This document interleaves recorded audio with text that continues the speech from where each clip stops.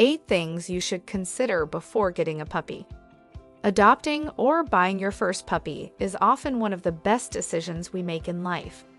It's also a complex decision, however, as there are lots of factors around it you may not have thought about. So, here we've listed the 8 things you should consider before getting a puppy. 1. Think whether getting a puppy really is a good idea for you right now. Everyone loves puppies, but many people don't realize how much work, time, and effort goes into raising a dog. That's why we always warn people against giving puppies as gifts for others. While the gift itself is fantastic, you need to be sure that the person is ready for everything they'll be in for those next decade or two. The same applies when you're getting a dog for yourself and your family. Make sure everyone at home is aware of the responsibility you'll be taking on and is willing to participate. 2. Find the right breed. The next big step is choosing the right dog for you. There are great differences between certain breeds, so much so that the experience of raising, training, and living with them is almost incomparable. It's not uncommon for people to fixate on a certain breed cause.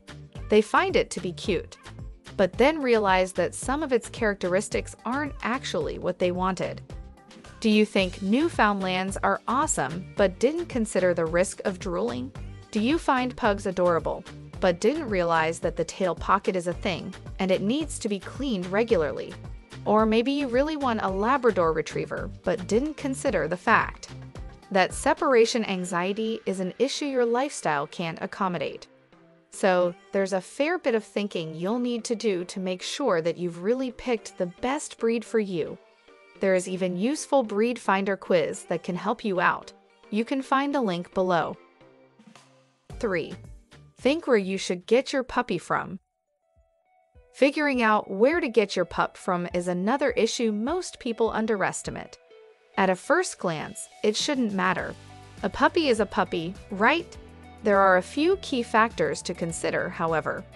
So here are the main places you can get a puppy from. Pet stores and puppy mills are the most common places people get puppies from. The prices are low. The puppies are supposedly purebred and healthy. Pet stores and the puppy mills that supply them can be found on every street corner. And the pups look incredibly sad and cute in their little glass boxes on the showcase. However, not only are puppies bred very poorly in puppy mills, leading to the passing of lots of hereditary diseases, but holding puppies in small glass boxes for days and weeks is tantamount to torture and is really bad for their psyche too. So, getting a pup from a pet store can seem like mercy, but it actually supports a very nasty industry. The reputable pet breeders offer puppies for significantly higher prices. However, those dogs are properly bred, truly purebred, healthy, and well looked after. They receive excellent socialization as they grow up, and they start getting basic training too. Such a breeder will also offer a health certificate, guaranteeing the pup's health. All this is worth the initial price hike over time, as it saves lots of vet bills down the line. Other pet owners are often a good middle ground between the first two options. Getting a purebred dog from them is rarely guaranteed, but at least you know the pups aren't raised in glass boxes. The prices are also quite low most of the time. You won't get a health certificate, but you can ask to see the parents and make sure that they are healthy. Shelters and rescues are the places we recommend most enthusiastically. Yes, dogs there come from all breeds, ages, and places. However, you can see what their health and behavior are ahead of time. You can get a puppy or a senior, a healthy puppy, or one you'll need to take better care of. You can spend some time with the dog first, and most shelters will give you details about the personal and medical history of their dogs. Plus, you will quite literally be saving a dog's life. 4. Prepare your home for the new arrival. Puppy-proofing your home is very similar in principle to baby-proofing. It will allow you to both keep your pet safe and minimize the damage your inquisitive little pup can do when exploring, playing, and teething. Here are a few examples of what you'd want to do. Make sure your home is open and spacious enough for your pet. This is crucial if you're getting a large dog, as such pets need to move around freely. If you have lots of clutter in your home, you'd also want to put that in order first. Stuff such as clothes and shoes will easily become your pup's favorite chew toys if you don't put them away. Pet-proof all electrical cords and sockets. This is both for your pup's safety and to protect the cords themselves. Check to see if all your houseplants are safe for dogs. If some turn out to be unhealthy or poisonous for dogs, you'll need to get rid of them. Even those that aren't are best placed out of a puppy's reach, as many breeds love to dig and play with leaves. Get trash cans that close completely and can't be opened by a dog, as many pets are so food motivated that they easily turn into trash pandas when given the opportunity. Lock all cabinets in your kitchen and home, especially those containing cleaning products, medications, the pet food itself, your family's food, and everything else you wouldn't want your dog having access to. 5. Get everything you'll need ahead of time. Pet food and water bowls, a leash with a collar or harness, dog toys, a crate and a pet carrier, doggy blankets, pillow, and bed, training treats. It's best to prepare such things ahead of time. Of course, it's not the end of the world if you have to buy some of them on the next day. However, it's at the very least crucial to make sure that your budget is ready for that extra initial expense.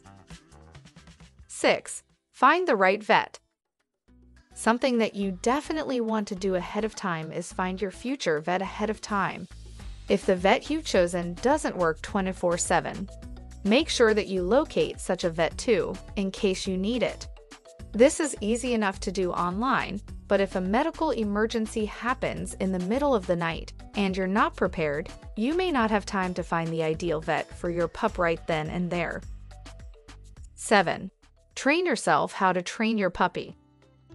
Training a dog is a process that starts from the moment you bring the puppy home.